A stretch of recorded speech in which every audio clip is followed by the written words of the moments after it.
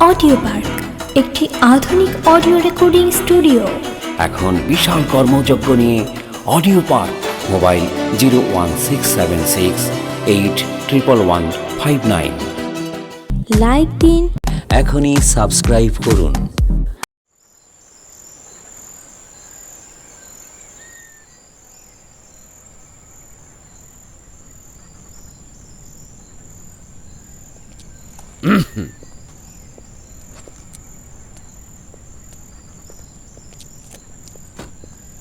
তো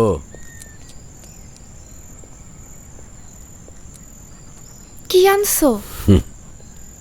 এতগুলা শাড়ি?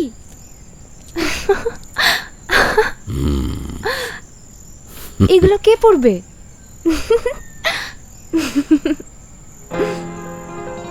সরকারের নয়া বিবি পড়ব।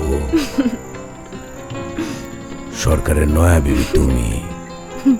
শাড়ি গয়না ভোগ বিলাস ছাড়া তোমার আর কোনো কাম নাই। আছে আরেকটা কাম আছে,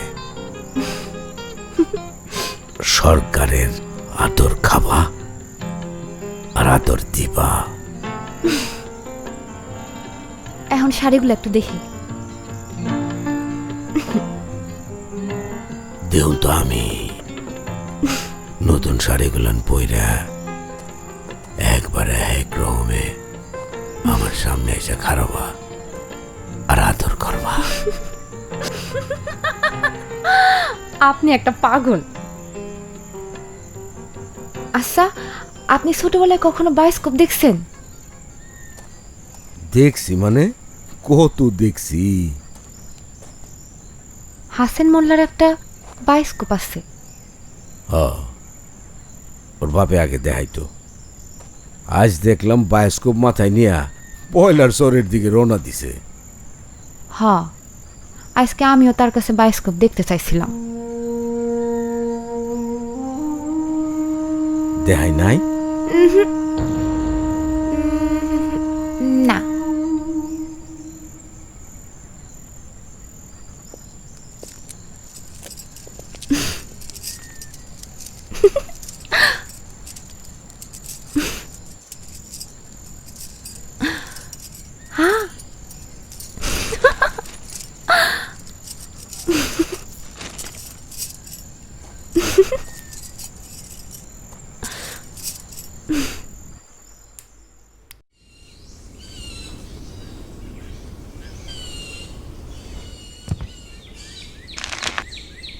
এই সারা, এই সারা, এই এদিকে।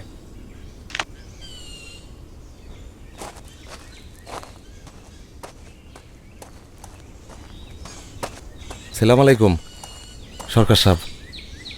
একটু বাড়ির ভিতরে যাচ্ছে কে? আরে তোর ওই যে বায়োস্কোপের বাক্সটা একটু নয়ে যা।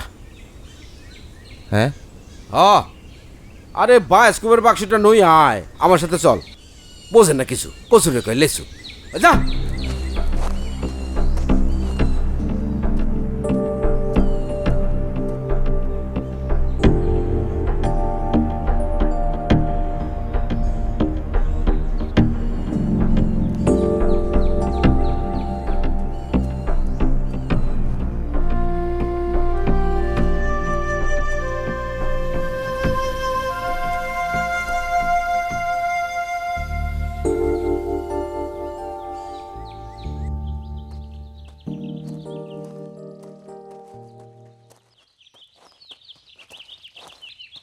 নামা নামা, তো এনেই তো।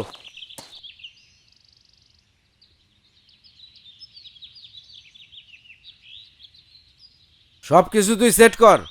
হ্যাঁ পানাই, ও পানাই, পানাই একটু বাইরে আহো। আপনি তারে ধরে নিয়ে আসছেন? না না, তারা ধরে আনতে যাবো কেন? সে নিজেই আসছে। কি রে হাসেন, তুই নিজে আহস নাই? ফুসকি মাইরা ফুসকি খেলা দেখবা তুমি। হ্যাঁ আচ্ছা। এই সবগুলো কাজ খোল, সবগুলো খোল। পানাইয়ের যেই দিক দিয়ে দেখতে মন চায় সেই দিক দিয়েই দেখবো। যাও। দেখা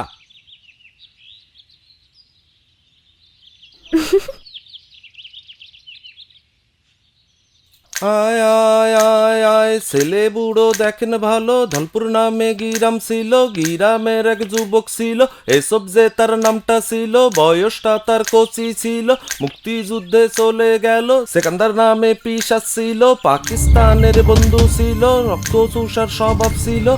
তারপরেতে কি যে হইল, তারপরেতে পাশের গ্রামে মিলিটারি আসছে শুইনা সেকান্দার যায় মিলিটারিতে থলপুরে নিয়ে আসলো। মিলিটারি এসা যা করার তাই করলো, গ্রামে আগুন দিল।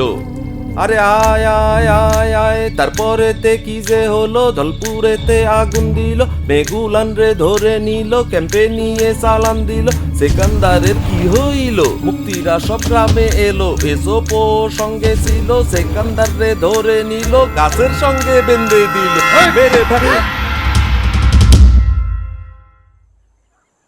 থামা পানাই, যাও ভেতরে যাও, যাও।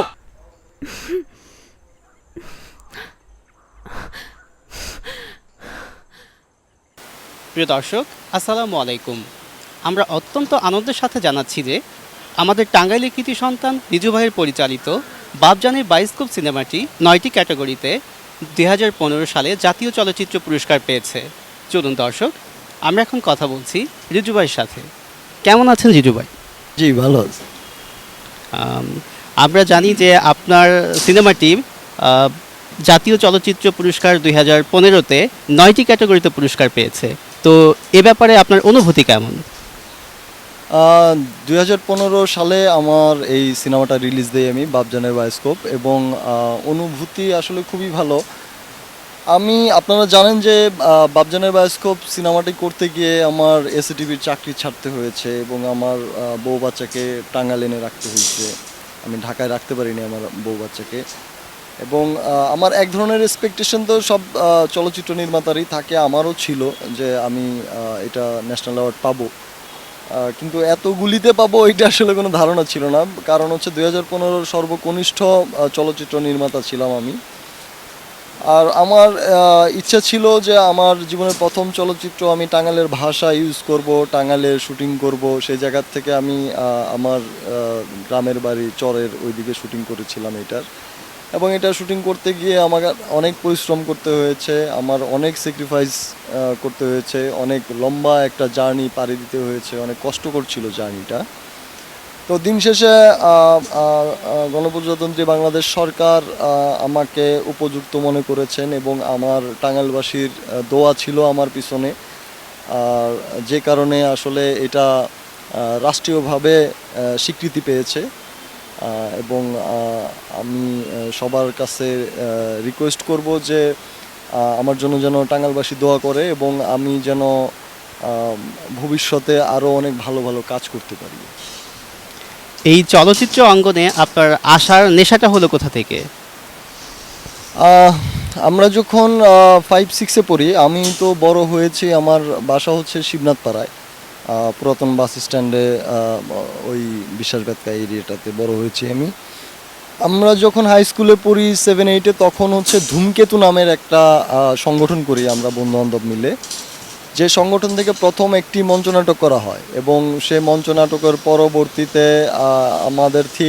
আমার থিয়েটারের প্রথম ওস্তাদ ছিল বিভূতি ভট্টাচার্য। ত্রিবেণী নামক একটি সংগঠনের সাথে পরবর্তীতে আমরা জড়িত হয়ে আমরা বেশ কিছু পথনাটক মঞ্চনাটক করি। তো সেইখান থেকে আসলে এক ধরনের স্পৃহা যে মিডিয়াতে কাজ করব, এবং এর পরবর্তীতে অনার্সে যখন ফার্স্ট ইয়ার সেকেন্ড ইয়ারে পড়ি, ওই সময় থেকে আসলে জার্নিটা আরম্ভ হয়। বিভিন্ন নিমকোতে, বাংলাদেশ ফিল্ম ইনস্টিটিউটে ক্যামেরার কোর্স, এডিটিংয়ের কোর্স, ফিল্ম ডিরেকশনের কোর্স। তো ওই সময়ে গিয়ে বিভিন্ন ডিরেক্টরের সেটে কাজ দেখতে থাকি। তখন মানিকগঞ্জের একজন ডিরেক্টর ছিল রাজু খান, তার কাজ দেখার সুযোগ পাই, তার সাথে কাজ করার চেষ্টা করি, কিন্তু তখনও আসলে ওইভাবে বুঝতাম না, পারতাম না।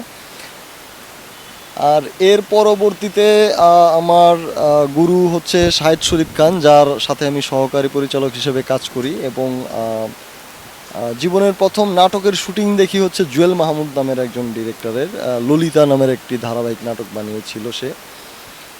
এরপর 2010-এ হচ্ছে প্রথম নাটক বানাই, আমি টেলিভিশন নাটক বানাই। প্রথমে একটি ধারাবাহিক বানাই, সেটাও মেহজাবিনেরও প্রথম কাজ ছিল, আমারও প্রথম কাজ ছিল। এরপরে বেশ কিছু নাটক টেলিফিল্ম করার পরে 2012 লাস্টের দিকে গিয়ে আমি এসএটিভিতে জব নেই, এসএটিভিতে জব হয় আমার। ওইখানে আমি নিউজ প্রোগ্রাম প্রডিউসার হিসেবে প্রায় দীর্ঘ 3 বছর 3.5 বছর জব করি। ওইখানে ইনভেস্টিগেটিভ ক্রাইম শো, খোঁজ, চারপাশ, চায়ের কাপে ঝড়, ব্যাটে বলে বিশ্বকাপ, এরকম বেশ কিছু প্রোগ্রাম করি। এরপরে চারপাশ প্রোগ্রামটা করেছিলাম আমি মূলত বিভিন্ন পেশাজীবীদের নিয়ে আমি প্রোগ্রামটা করতাম। চারপাশ প্রোগ্রামটা করতে গিয়ে আসলে প্রথম আমার মাথায় আসলো, যেহেতু আমার পূর্বপুরুষের বাড়ি চরে, আমার গ্রামের বাড়ির নাম হচ্ছে সুবর্ণতুলি, আলালপুর ইউনিয়নের সদর থানায় পড়েছে টাঙ্গাইলের। এটা হচ্ছে আলালপুর ইউনিয়ন, সুবর্ণতুলি গ্রামের নাম। তো সুবর্ণতলিতে আমার ছোটোবেলায় কিছু সময় কেটেছে, হয়তোবা ওই বায়োস্কোপালা নিয়ে কাজ করার সময় ওই চর অথবা এই নারী, টাঙ্গাইলের বাতাস আমাকে অনেক বেশি টানে, যে জায়গার থেকে আমি আসলে সিনেমাটা আরম্ভ করি। এবং সিনেমাটা করতে গিয়ে আমার চাকরি ছাড়তে বাধ্য হয়েছি। তো আমি টাঙ্গাইলের সন্তান, টাঙ্গাইল আমার নারীতে, আমার রক্তে। আমি প্রথম সিনেমায় এত বেশি মানুষের দোয়া না থাকলে আসলে এই জায়গা পর্যন্ত আসা যায় না, কারণ জাতীয় চলচ্চিত্র পুরস্কার অনেক বড় ব্যাপার এবং খুব কম বয়সে অনেক বেশি ভার বোঝা আমার ঘাড়ের উপরে চাপিয়ে দেওয়া হয়েছে। আমার জন্য সবাই দোয়া করবেন, আমি যেন ভবিষ্যতে আরও ভালো ভালো কাজ করতে পারি।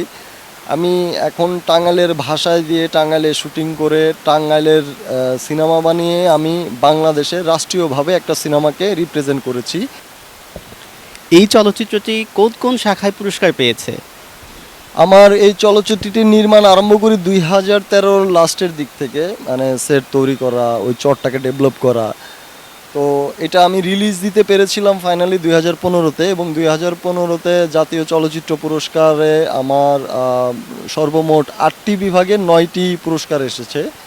তার মধ্যে শ্রেষ্ঠ পরিচালক হিসাবে আমি রিয়াজুল মওলা রিজু, শ্রেষ্ঠ প্রযোজকও আমি রিয়াজুল মওলা রিজু, আর যেহেতু আমার স্ক্রিনে নাম যায় রিয়াজুল রিজু, তো এবং শ্রেষ্ঠ প্রযোজক, শ্রেষ্ঠ চিত্রনাট্যকার, শ্রেষ্ঠ পরিচালক, এই 3টা পুরস্কার আমি পেয়েছি। এরপরে কাহিনীতে পেয়েছে মাসুম রেজা, উনি এর আগে মোল্লাবাড়ির বউ করেছে, রঙের মানুষ করেছে, এগুলোর রাইটার ছিল সে। এবং চিত্রনাট্যকার আমরা যৌথভাবে পেয়েছি, 2 জনেই চিত্রনাট্যকার ছিলাম। এরপরে এসআই টুটুল পেয়েছে সিঙ্গার হিসাবে এবং সুরকার হিসেবে। আমিরুল ইসলাম পেয়েছে, উনি গীতিকার হিসাবে। আর এডিটিংয়ে পেয়েছে মেহেদি রনি। এই হচ্ছে সর্বমোট 8টি পুরস্কার। 8টি পুরস্কারের মধ্যে হচ্ছে মানে 8টি বিভাগে 9টি পুরস্কার, বিকজ অফ চিত্রনাট্যটা 2 জনের ছিল। ধন্যবাদ আপনাকে আমাদের সাথে সময় দেওয়ার জন্য। আপনাদের ধন্যবাদ।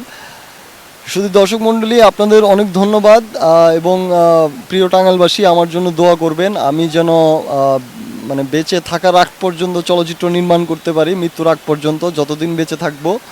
এবং আপনাদের টাঙ্গাইলের সন্তান আমি, টাঙ্গাইলবাসী আমার, এবং আপনাদের দোয়ায় আমাকে বিশ্ব দরবারে পরিচিতি এনে দিবে। ধন্যবাদ সবাইকে।